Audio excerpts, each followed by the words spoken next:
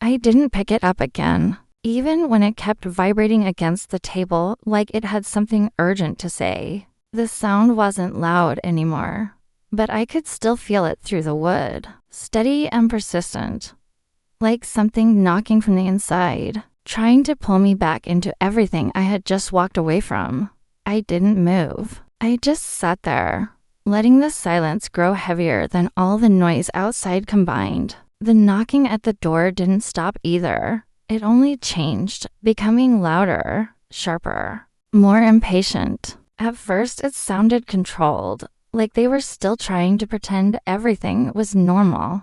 Then, it shifted. The rhythm broke, the force increased, like they were no longer asking but demanding to be let in. Someone hit the door harder this time, the sound echoing through the small apartment like a warning.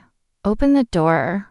That wasn't my mother. Another voice followed, lower, more irritated, someone I didn't recognize at first. You can't just ignore this. People are asking questions everywhere right now. Then my mother's voice came again, louder this time, losing that soft tone she used earlier. Open the door. We need to talk about this properly.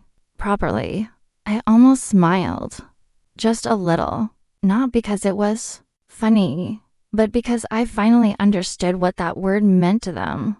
Properly meant control. Properly meant silence.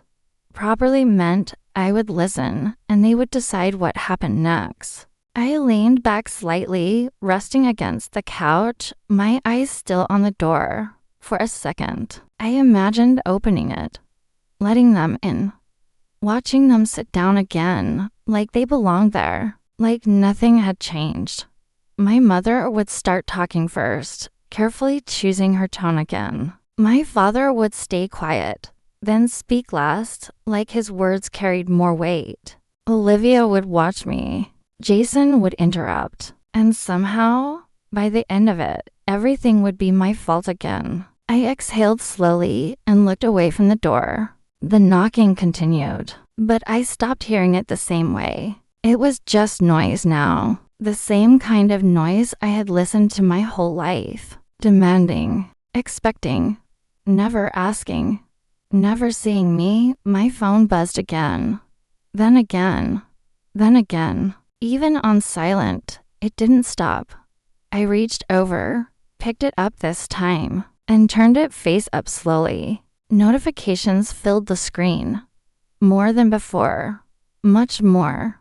People weren't asking anymore. They were reacting, tagging me, quoting the recording, posting screenshots, breaking everything apart in real time. Some were confused. Some were angry. Some had already chosen sides without knowing anything at all. I opened one thread, then another, then another. They said she cut them off, but the recording says the opposite.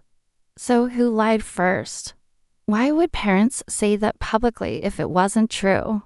This doesn't look good at all. The tone was shifting. Not completely, but enough. Enough to crack something. Enough to break that certainty they had built around me. I scrolled further. Someone had clipped just that one sentence from the recording, looped it, posted it again. We are cutting ties with her. Over and over. Short. Clear. Impossible to twist. That was the moment it stopped being my problem alone. It became theirs. Publicly. Fully. The knocking outside slowed for a second. Not stopped. Just changed. Like they were checking something. Phones. Messages. Comments. I heard my mother again. This time lower. Faster. Delete it. There was no softness left in her voice anymore. Only urgency. Only pressure. You need to delete that right now. I didn't respond. I didn't move.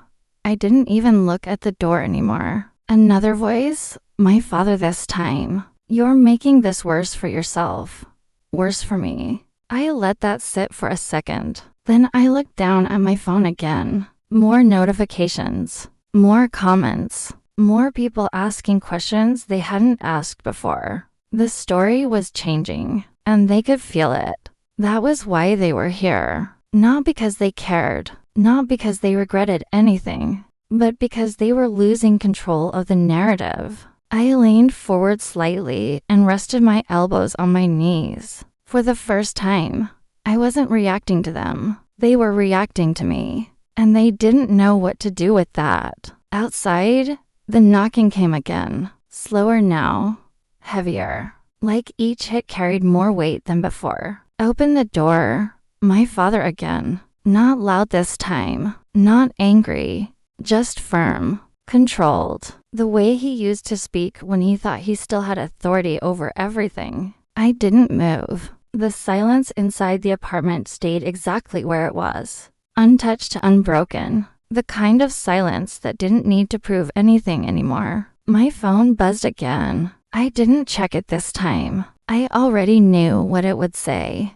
Things were shifting slowly, but clearly. And for once, I didn't need to explain anything. I didn't need to argue. I didn't need to defend myself. The truth was already out there, and it didn't need me to speak for it. Outside, someone stepped back. Then another. The voices lowered. The tension didn't disappear, but it changed direction. Away from me. Back toward them. I leaned back again and closed my eyes for a second. Not because I was tired, but because for the first time, I wasn't holding everything up alone. They had wanted my money. They had demanded it.